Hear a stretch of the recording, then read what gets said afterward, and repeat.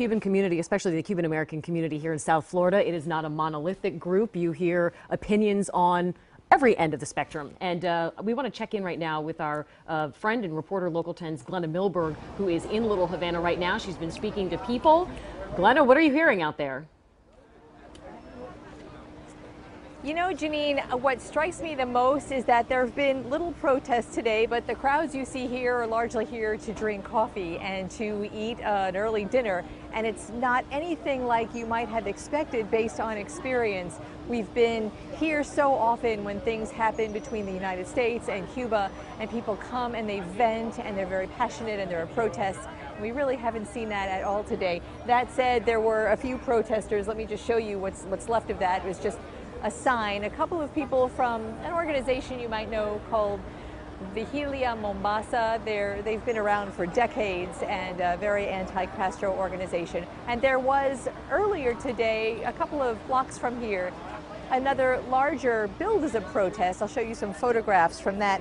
This was a group of people who actually marched from down 8th Street from the Bay of Pigs Monument to head of the organization, a building the organization called Cuban Political Prisoners House.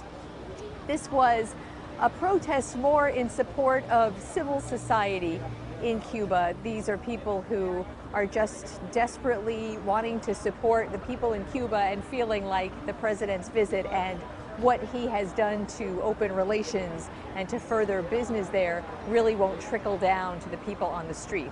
Here in front of Versailles restaurant, there was groups of people who were really more in heated debate with each other, and you can tell by the generations which way the debate goes. You see a lot of the people who are maybe, I would guess, 55, 60 and older talking about using words like betrayal. They feel like the president is betraying them and their exile by going to Cuba before there is democracy, before the Castros deal with human rights on that issue. And then you see the younger people here, even people who have grown up in exiled families who feel much differently. And I want to let you listen to one woman whose grandmother escaped, she used the word escaped Cuba, whose mother was sent here in the Operation Pedro Pan airlift to get the children out. And then here she is talking like this. Listen. When you see President Obama, when you see... I think he's doing the right thing. Tell me, when you see Air Force One landing in Cuba, what you will be thinking. I've been thinking it's time already.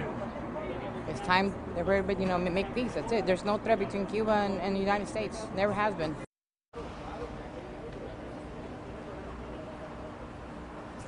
Everyone here has a story to tell, some stories of horror stories, really, of what happened to their family decades ago. Some people have stories of having traveled to Cuba in the past couple of years, even legally this year with groups talking about the change to come. And I want to tell you, Lori and Janine and Michael and Frank and everyone back there, really interesting and very nuanced perspective from one young woman who is from an exiled family, who was talking about really loving the fact that there might be changes that may benefit the Cuban people, but what she said was they really have no idea how to handle the commerce that's about to come their way. This might be a very fragile community dealing with hordes of tourists, pollution from tour buses, and for the first time really I listened to somebody talk about favoring an opening, but understanding that capitalism comes with some results that, if you're not prepared for them, could be very detrimental. So she wonders whether the Cuban government is ready to handle and provide an infrastructure for all of this that might come their way. A very mature Glenna Milberg, thought. Live in Little Havana this afternoon. Yes. Yeah. Glenna, thank you. A very mature thought from a young person who realizes the magnitude of democracy and having freedom and having open lines of business. Freedom comes with the price, and there are changes, and they're happening slowly, and we're covering them every step of the way. We will be right back.